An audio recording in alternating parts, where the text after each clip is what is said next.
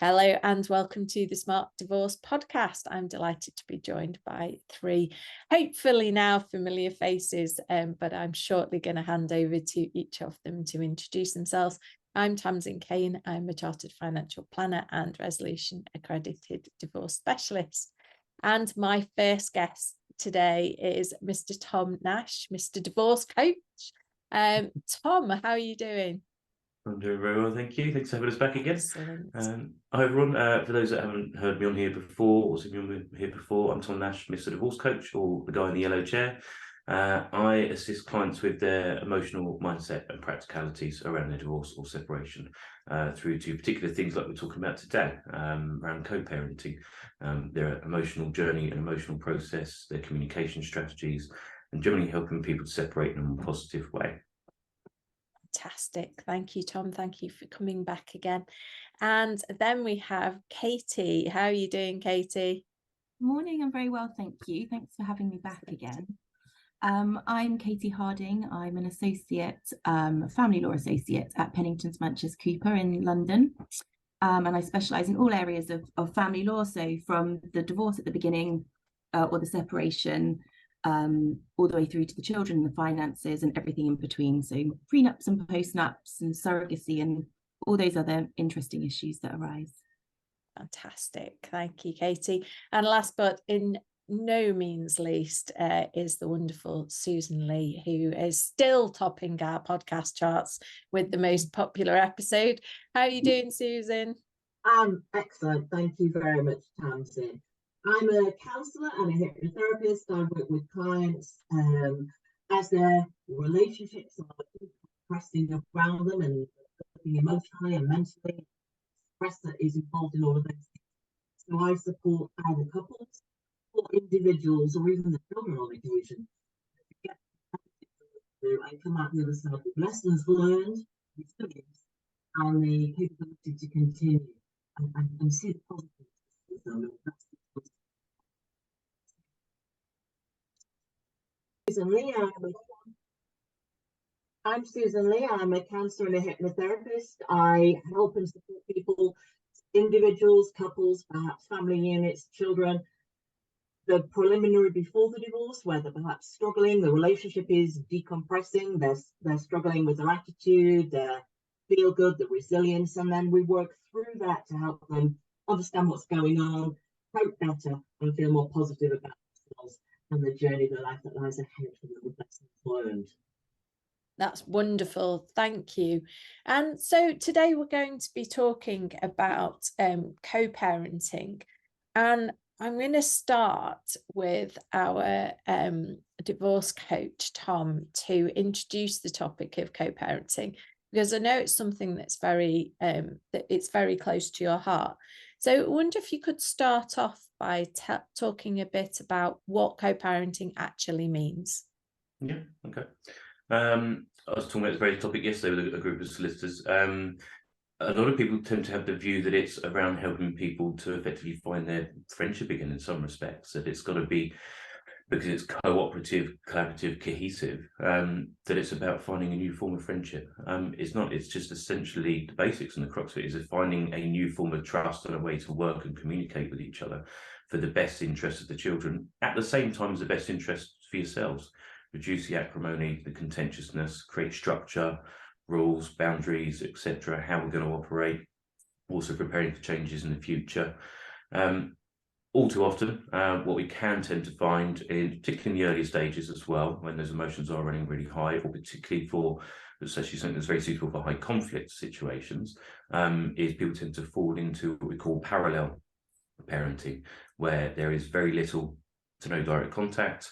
There is very little to no mirroring of any rules, guidelines, interactions, etc.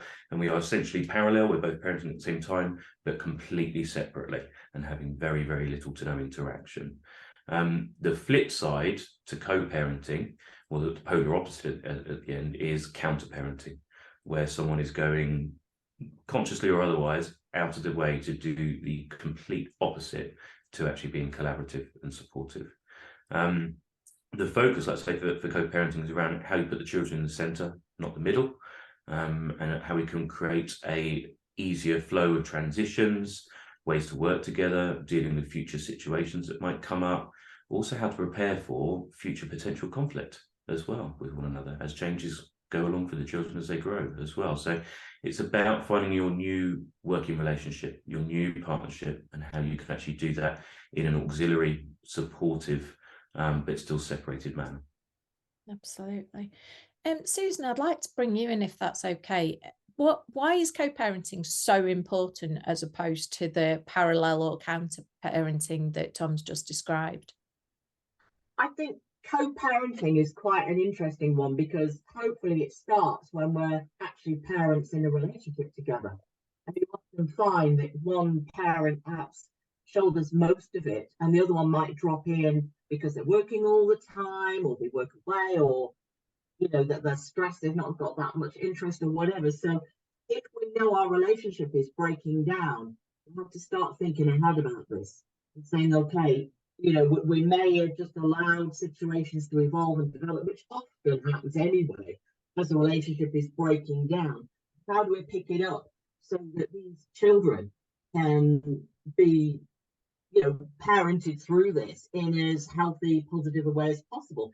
And for me, the stepping stone, so step one is that if we are breaking up, that children intuit far more than they're given credit for. Children often know what's going on without actually having been told anything. They know about the silences when the front door opens. They know about the tension that's going on in the room where the door's shut.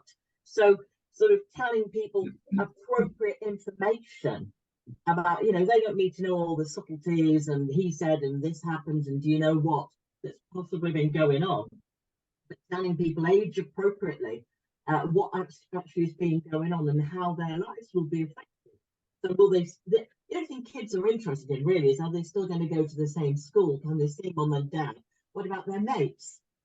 How are things going to be? Where will they live? That kind of thing. So telling people, the children age appropriate and allowing them to know what's going on and what will happen. And that's a big step in co-parenting, where things are talked about, they're shared, and children are involved in as much as possible, as much as it's healthy for them to know what's actually going on, and then standing your ground with those arrangements. If you have arrangements that you include them, you let them know things are changing, but you honour them.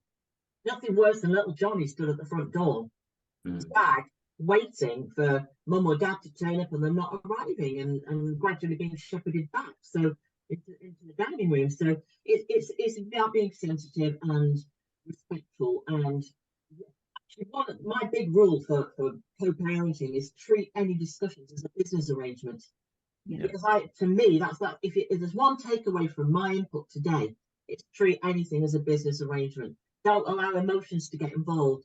If you're discussing something with your estranged, alienated ex, just talk through in a factual, matter-of-fact way, just like you would if you're having a meeting with your business manager or your bank manager or whoever it might be, because that keeps things on track.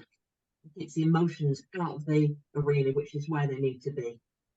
I think that's actually really important, Susan. I think when couples are separating, if they're getting divorced or they haven't been married and they've just decided to go their separate ways, it's really easy to lose sight of the fact that the children are also going through that disruption as well. And that's, again, why it goes back to what you were saying about the importance of co-parenting, is that you have to bear in mind that the children are experiencing, to some degree, what you're experiencing too. They're experiencing a separation as well. And the co-parenting is going to give them that stability that they still need to know that, Wednesdays, dad goes to watch the football match and brings him home from school or whatever. And that on Saturdays, he goes, goes out with mum somewhere or whatever it might be. So they need to have that stability, but without all the emotional turmoil that you're going through as well. Yeah. Well, they experience it very differently than you do too. I mean, a child's relationship with mum or dad is very different than your relationship with your husband or wife or partner or whatever. So, the fact that he's criticizing and being abusive or withholding money or love or whatever is irrelevant as far as the kids are concerned. That they just want to know, does this mean I'll get my new trainers next week? Or Yeah. You know, are the school lunches going to be equal? That's it. You know, can I still go on my trip? So these are the things that, you know, so children are incredibly selfish in lots of ways, but it's about survival for them. And so including them in age appropriate. Yeah, So absolutely. in circumstances where, I mean, it's so easy for us to say, oh, we'll just put the emotional stuff to one side and, you know, deal with it like a business transaction and it will all be fine. But if a client came to see you, Tom, for example, how would, and they were struggling with that aspect of it, how would you, I mean, I know it's probably very specific to each person, but how would you help them through that? Yeah. So touching on what Susan was saying about, I completely agree. I think we're always exactly on the same page in these types of situations, Susan. But one of the things that I do with my clients, again, whether it's individuals or whether it's working with couples, is I actually get them to start, like Susan says, get out of the emotion and get into the business of divorce. One of the things that I get them to do is I get them to do like a co-parenting values exercise, so a core values exercise. This is less so about them really looking at those core values, but more a chance and an opportunity for them to realise that even though there might be slightly different words and nuances, there's still going to be a cross synergy for them. They both still want the same things for their child and for their children, and those lessons they want to instill. So trying to get them back to, well, actually, what do you want for your children? How do you want, what type of adults do you want to produce from these children? What sort of life lessons do you want them to take? So get into starting to work back around what their values are as parents and their co-parenting relationship. I actually get clients to actually come up with a co-parenting code of conduct, like a company handbook, like a code of ethics, right? And that has things around their communications, right down to the nitty-gritty of where, when, and how. It's like set and setting, getting the right mindset, but also the physical setting environment. I had this conversation a little while ago with a couple I was working with and said, so when you guys have previously had the family discussions or the adult talks, where do these happen? Kitchen, with a breakfast bar, okay, and how have those gone previously? They're always descending into chaos, etc. Okay, so actually, if you're already going into this environment that you've already have an attachment to is always a negative experience, we need to shift that up. So start making it agenda focused, one or a couple of points that you specifically need to work on. Because the other thing is that when we're starting to talk about some of these, especially in the earlier days, these difficult situations that we need to work around as co-parents and who's doing what, when, where, and why, is that actually we then go off piece. And we're not sticking to the original points that we were trying to focus on. And then it's the other points that bring in the emotion back into it. When we're focused on that initial point that we're working on, we've already got some facts and figures that we're working with and some structure. But then we go off on a tangent and find a different route, and then we can go back into the emotions, back into the past experiences, back into the adult to adult relationships, exactly as Susan was saying. So it's helping people to step back from themselves, build some structure around that. I actually have, with a lot of clients, I get them to start making a frequency of once a week, once a fortnight, once a month, whatever it is that they are both happy and capable to do, of just meeting at Costa for a coffee for 10-15 minutes to talk about the one thing that they need to, that surrounds the children, that's fact-based, not emotionally based. Because they've also need to rebuild, as I said at the beginning, they've got to start rebuilding a new form of trust and a new bond, a new way of communicating and working together. So they've got to strip it right back. And like Susan said, they've got to get back to fact and practicality so that they can look at what's in the best interest for the kids. And exactly as Susan says, not their relationships with one another. And even more so, the fact that as children, we grow up, we do this as adults, don't we? Oh, I get that from my dad, or I get that from my mum, that part's me and that part's them.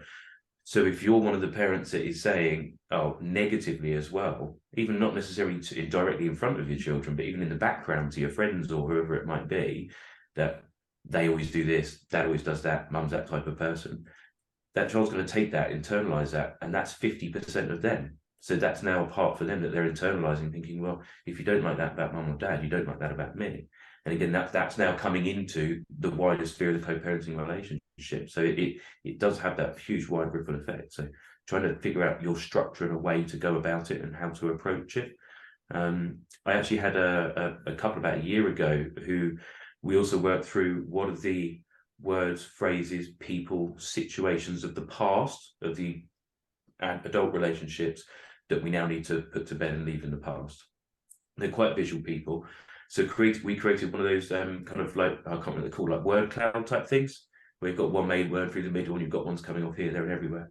They actually got these made up as posters, and they put them up in their own kitchens. I mean, their kids were teen and preteen, and they made themselves accountable to the kids to say, right, this is the way that we're going to work. This is our charter for our co-parenting relationship. If we deviate from this plan, you guys can hold us accountable. Yeah.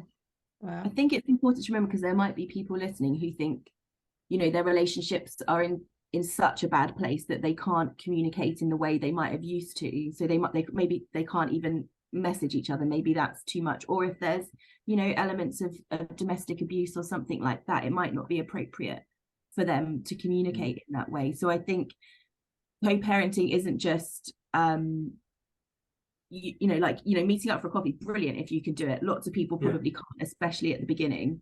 So it's not just having to revert to how you've always communicated, because also maybe that hasn't worked in the past, and maybe that's part of the problem. So I think you have to also think about co-parenting can mean, you know, maybe there are other, you know, online tools and stuff. There's our Family Wizard and other similar things that you can use to keep in contact with each other, to provide each other with updates about what's happened. So just because you're not in a place where you can communicate easily face to face or via email or whatever with someone else doesn't mean that you can't effectively co-parent, because there are other ways to do it. Yeah, absolutely. No, absolutely. Yeah, totally agree. Katie, I just wondered if you could touch on the way that the divorce process can impact, and which options you take can impact on the co-parenting relationship that you might have with your ex. Because certainly when no fault divorce came in, and we're going to talk about that in more detail in another episode, but you know, we're almost a year through into no fault divorce, and the idea was to help people to not be hurling, you know, accusations at one another in that process. So I guess, has it helped, and how does the divorce process impact the co-parenting relationship? I don't know whether it's helped, if I'm honest. It's really, I think it's probably too soon to tell. I think theoretically, of course, if you're not slinging allegations around, that immediately takes some of the heat out of the divorce process. But some people might feel the flip side to that is actually it was almost therapeutic to put it down on paper and just get it out there, and then it's done and it's been said, and there's a degree of accountability.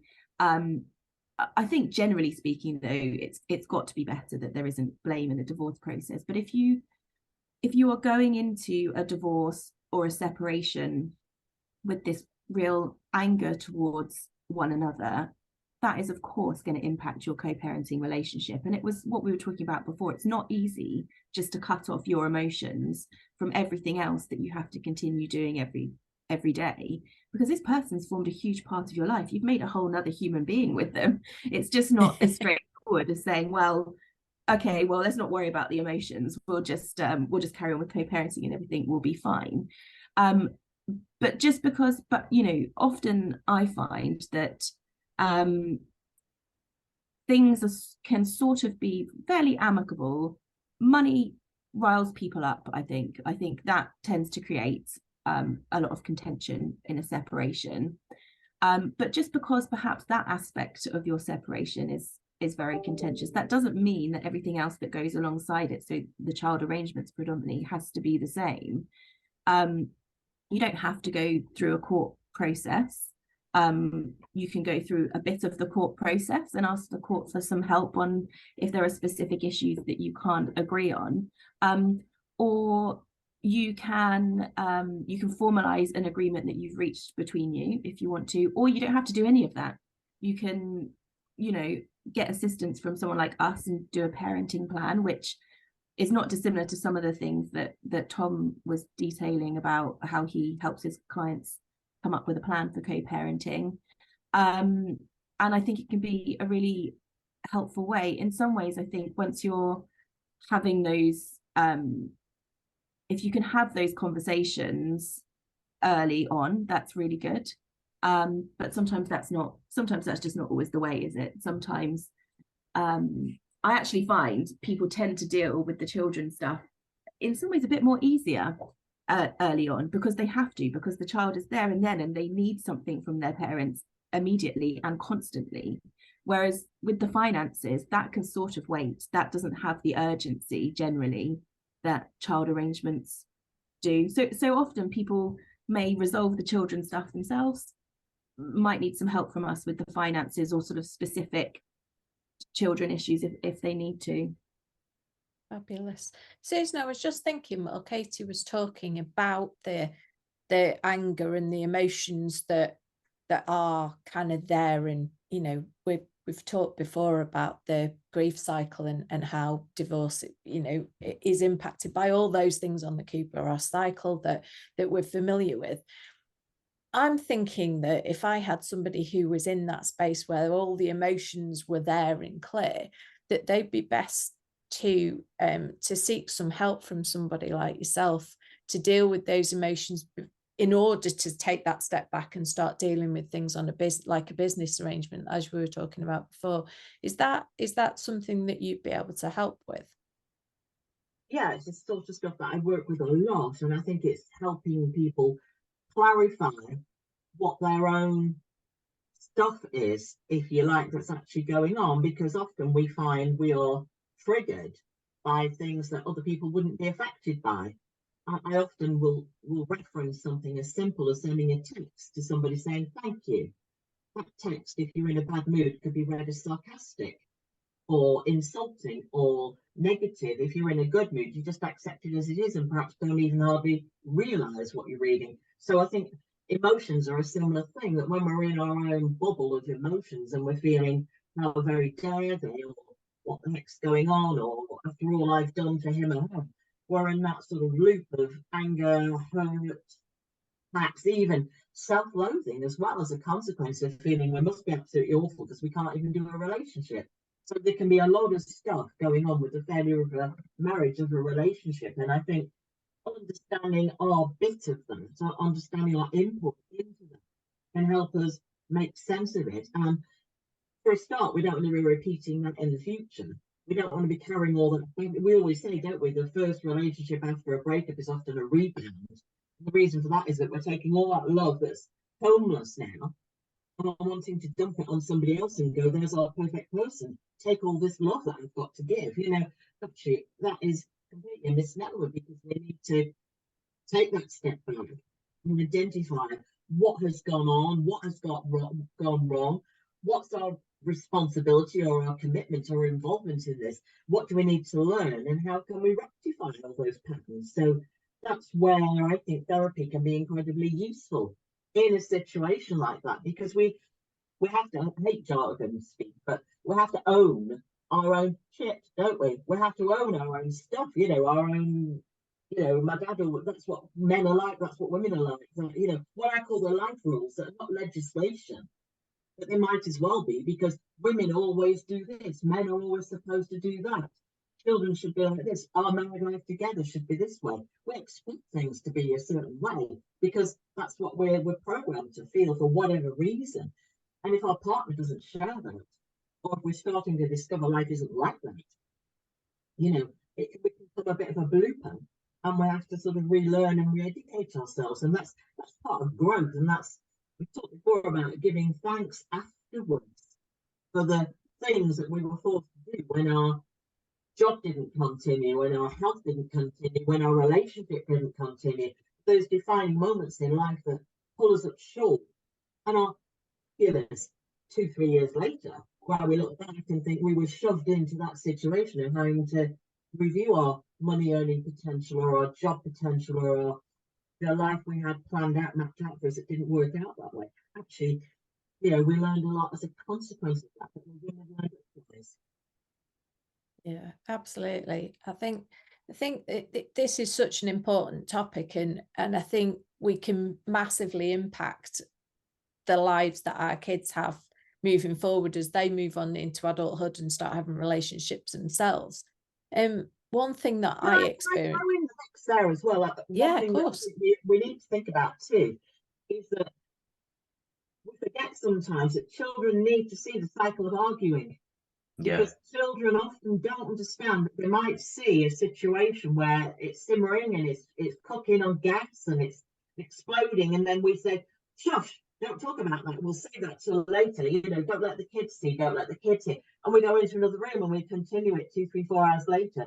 And children need to see that arguing, sometimes there might be an outcome where we both shake hands and effectively say, I get your point of view, I agree completely.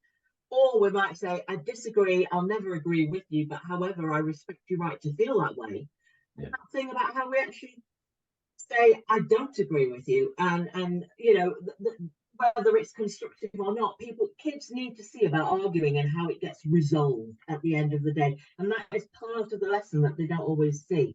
That they need to see at some point that parents either hug and make up afterwards, or they respect each other and they walk away, but it's continued, and that whole cycle needs to be learned and understood. Otherwise, kids don't know what to do with all that anger sometimes when they're in a similar situation themselves.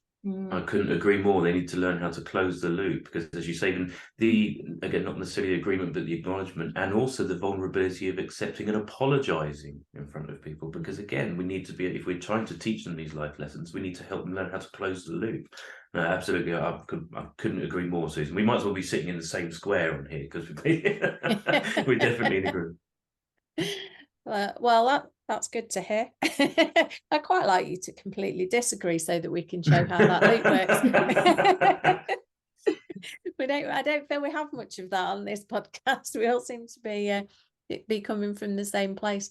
I think something that I'd just like to add is a situation that I had quite early on in our co-parenting relationship, because I think this is kind of one of the points at which it's important to understand why we do it.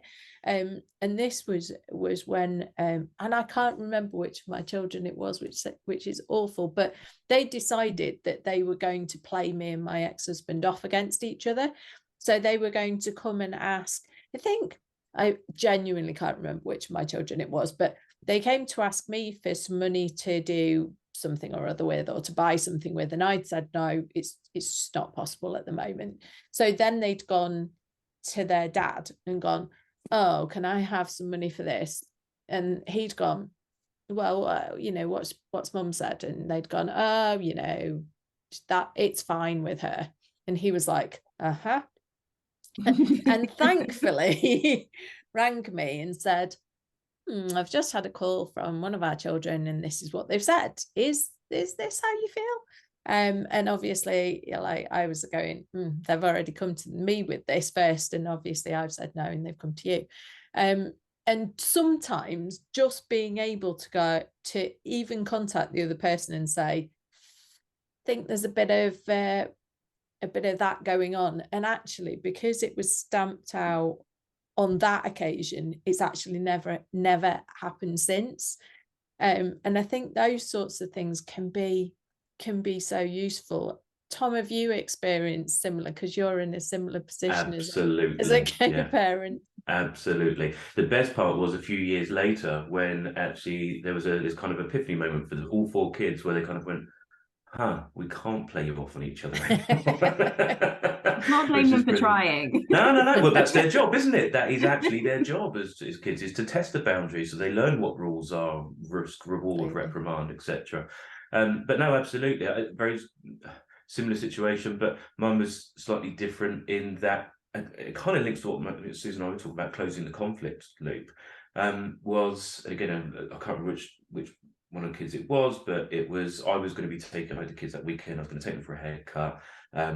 I took them to somewhere, a place that I go to. Mum takes them to somewhere different, and the place that I went to is a little bit more expensive. Now, one of the boys' phrases, as I heard it and how I internalized it, was, "Mummy says you can't take us to such and such as barbershop." Right? That's how I took it. Exactly what Susan was saying earlier, that text message of thank you, whatever it was. And immediately I hunker down and go, I can take my children wherever I want to get their hair cut. And I double down. I'm your dad, I can take you where you want. I spoke about it with Mum afterwards, and what it transpired, she was actually doing me a favour, because she knew that it was more expensive and twice the price. And she was actually saying, if your dad's going to get your hair cut this weekend, get him to take you to so-and-so, because it's half the price. But that's not what comes out, right? So even when it wasn't them playing us off on purpose, it's also then still how we internalized it. But again, closing that conflict loop, that was then my responsibility as a good co-parent to acknowledge it, firstly with the kids, and again, vulnerability. We need to teach our kids that we're infallible. We're not perfect, right? We all make mistakes, but it's also how we learn from them and move forward. So it's about me owning that and saying to the boys, actually, I got that wrong. I shouldn't have dealt with it in that way. I apologise. And then also doing it with mum, so that they could learn that actually there's a mutual respect there still, and a different form of compassion and love and care for one another.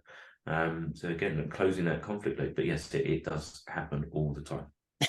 Well, it used to happen all the time. They learn, don't they, when they've been in these situations for a little while. As always, this time seems to absolutely fly that we spend together, and I want to make sure that you've each got a couple of minutes just to give us some tips. I'm going to start with you, Susan. So as you're not last. Susan, what are your tips for a good co-parenting relationship? I think one of the things that we perhaps not mentioned is the role of grandparents. So I think grandparents can be brought into the equation quite nicely, so long as they understand they have to remain neutral, as neutral as they can be. And again, they have to park up their grievances if they feel that there are any towards the other parent.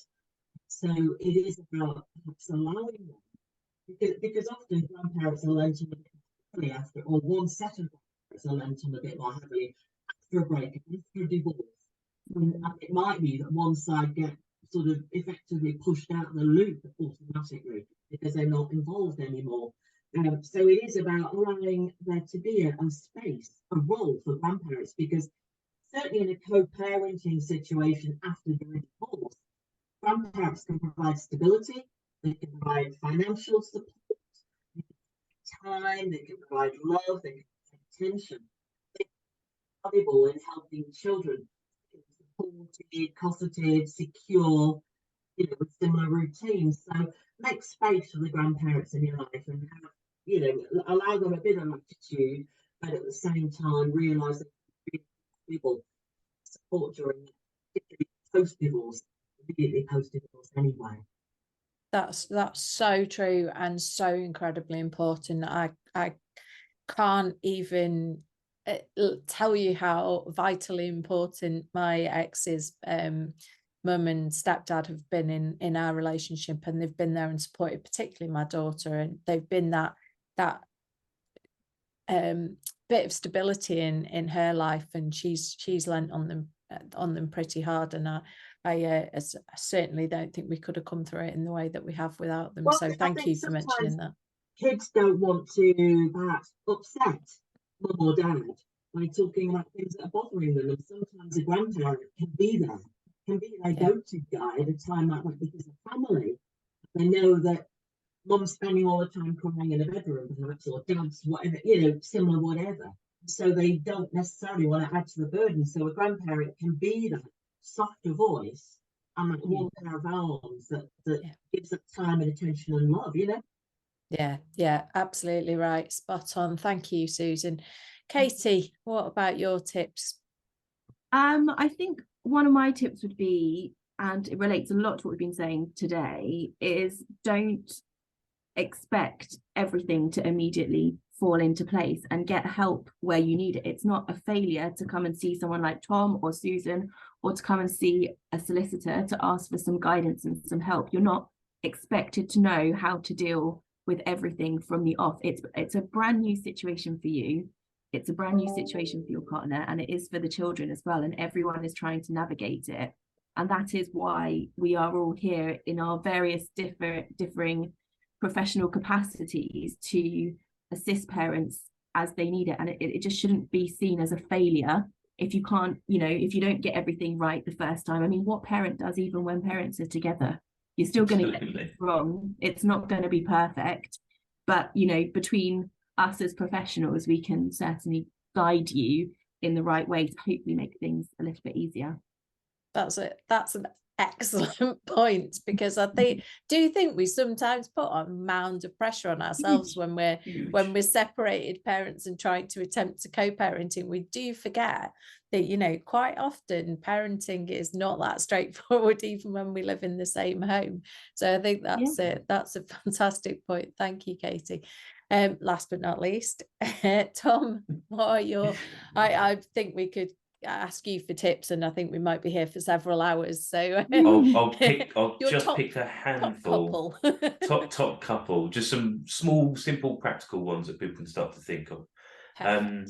One of my favorite ones is about, because the world that we live in these days, our world is technology driven, phones, etc. Think about which tech is useful, but also what is, it could potentially be a hindrance. There's helpful and hindrance tech, okay? Even down to the simple things of, especially when the acrimony is high and the emotions are high, have you changed the name to something derogatory in your phone? I have had this several times. No word of a lie, this happened only a couple of weeks ago. A mum who I'm working with, and she changed the name in her phone, pardon my French, but she changed it to "that cheating bastard." And she drives a very modern technical car that speaks to you. And she's on the school run, and the kids are in the back, and Dad simply texts to say what time he's picking the kids up, and the car says, "that cheating bastard, I'll pick the kids up at 5 p.m. or whatever it was. Right? So really think about how your tech operates, right? Because it can drop you in it. Even things like cloud as well, like anything you've got shown on the cloud. So that, from a co-parenting perspective, can be really useful. Think about how tech can be useful. One of my other ones that's a real nice, simple, practical one, and it speaks to, again, what Susan and I were talking about, mentioning about earlier, in terms of like those pickups, those drop-offs, those situations when someone doesn't show, things like that. For the benefit of the children, but also for you as the parents, deliver the children to the other parent, rather than you arriving to take them away. Right?